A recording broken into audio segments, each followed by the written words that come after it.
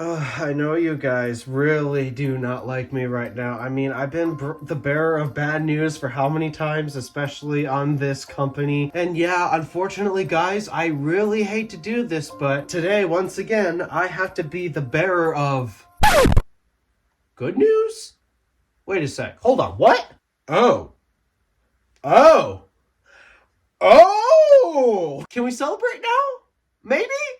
I don't know. Could we? Cue the intro? Time to put all the negativity aside because, oh my goodness, I thought I was going to be drowned in nothing but bad news left, bad news right, bad news every direction you look. And it turns out Electrify America actually gave me a glimmer of hope, which is something they usually never do. And I mean that quite literally. It's no secret, especially if you watch this channel for a long time, you know I have bashed Electrify America for years for being basically everything Tesla isn't. Terrible, unreliable, undependable, never working when you need it to. Those all mean the same thing basically. But yeah, EA just never got their crap together when it came to running their network. To be fair, when they started out, it was an initial punishment, albeit I don't think that's really helped their mindsets, at least not the upper management's mindsets. But either way, yeah, because they were founded on a punishment, they needed to start deploying chargers right then, right there. They basically only had the ability to turn to whatever was on the market. And what was on the market at the time, we're talking in terms of non-Tesla equipment,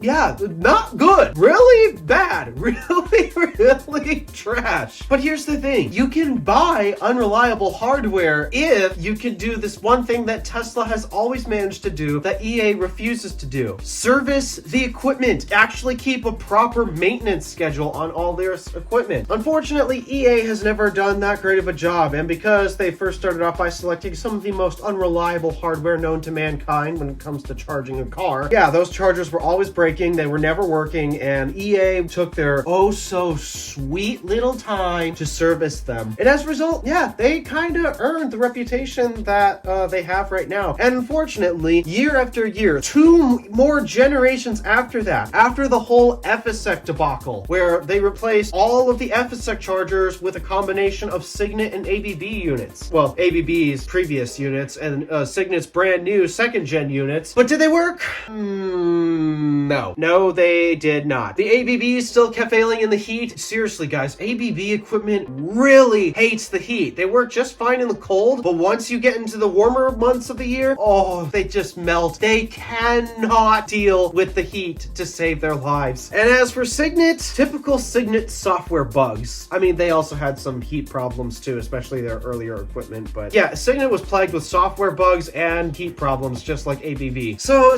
Electrify America then tried again to replace a combination of Signet and ABB stations with a brand new 3rd generation Signet and BTC hardware, co-developed with Electrify America. So, we thought, this hardware was going to fix everything. No, it didn't. The BTC side of things kept freezing in the cold, and the Signet stuff was so buggy. It was just like a software cluster.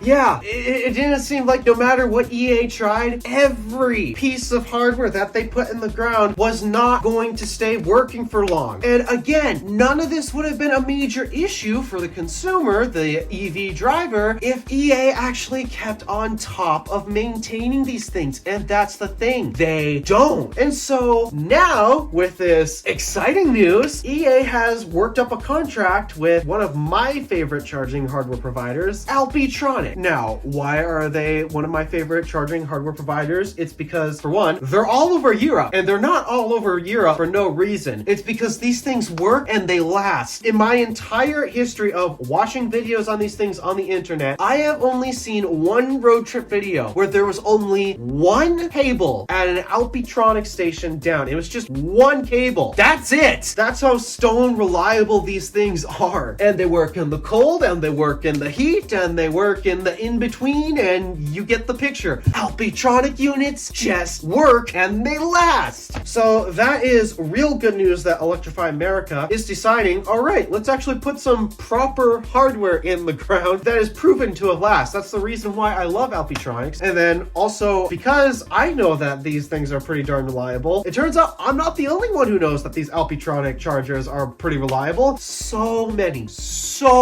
many other charging networks out there actually use these things. Circle K, Ionity in Europe, Iona here in North America is using Alpitronic. BP Pulse, they are finally coming into the market here, and not only are they using Tesla superchargers, yes, BP Pulse actually bought superchargers from Tesla, and they're going to install those in the ground, but they're also buying Alpitronic units. That's just flat out exciting, isn't it? Finally, these networks are realizing we got to put actual, reliable, proven hardware in the ground. It took how many years for this to happen in the US, at least? And so yes, Electrify America, they've caught on, and now they're going to start installing Alpitronic units into the ground. However, despite my excitement for this, because again, we know how well Alpitronic works, there is one slight concern that I do have, and it's going to be really slight, but it is just food for thought that you might want to be aware of. See, a lot of what gave Electrify America their very horrible reputation, not only the fact that they've been choosing hardware that is known to fail and doesn't work under very specific conditions, which are easy to come across, EA also has a problem with maintenance. EA has always done a terrible job at maintaining a charger. They will see in their app, hey, this charger is offline. There's something wrong with it, and somebody needs to come and perform service on it. But that's just the thing. Electrify America has had a past of not doing that. There have been times where EA sites have been down for not just weeks on end, but also months at a time for a handful of sites. And this just has me slightly worried because, well, yes, Alpitronics, they're pretty damn reliable. At the same time, everything has the ability to fail. Even the most reliable component you can think of in any mechanical contraption you can think of, there will come a point where it will fail. That does mean at some point, Alpitronic units, there will be times where a cable will go down, be it because of a pump failure or who knows what. But again, cables will go down. There will still be maintenance required to keep these in operation. And this is where my nervousness comes in, my hesitation towards being completely 100% excited over this news. If an Alpitronic does go down, is EA actually going to service it on time? This is my genuine concern, because this is the one thing. EA has shown a history of constantly leaving their chargers in the dust, waiting months at a time before they're going to be brought back online. So not only does EA need actual decent equipment to put in the ground to turn their reputation around, they also need to actually get on the 8 ball of servicing said equipment when it needs it. Yes, Alpitronics will need a lot less service, a lot less frequently, but at the same time, it will still need to be done. And is Electrify America going to be on the 8 ball when that charger requests, hey, I need a little maintenance here, I need a new coolant pump for my cable cooling, or oops, a power module finally expired, it's time to replace it? Is EA going to be on the 8 ball with this? We have yet to wait and see, but at least they're putting proper, proven, tested, decent equipment into the ground for the first time in history. Unless EA finds a way to screw it up in software, which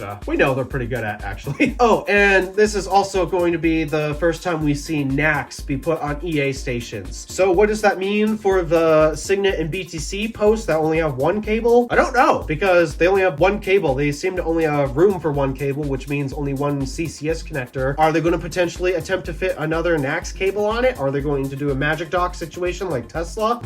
I guess we have to wait and see how Electrify America finishes up putting NACS on the rest of their chargers, because, I mean, come on. They can't just stick to CCS at some sites and CCS and NACS at others. But yeah, it seems like EA is finally turning things around, and I can say this confidently because, again, these are Alpitronics. They're kind of hard to screw up. And if EA manages to screw up the software programming with these Alpitronics, because you know they're going to put their own screen and overlay on top of the software Alpitronic uses, then, oh my goodness, is EA pretty much screwed. In fact, they have to do this. They don't have a choice now, because as more and more vehicles join the Tesla supercharger network, the less and less vehicles are going to want to use Electrify America. America, because it is their reputation at this point. It is not guaranteed you're going to have a good charging experience at Electrify America. And so, yeah, with Tesla Supercharger access opening up and Iona coming online with these Alpitronics, and not just that, BP is also in the beginning stages of rolling out their network, BP Pulse, if you want technicalities here. And yes, they're also using a combination of supercharging hardware and Alpitronic units. Circle K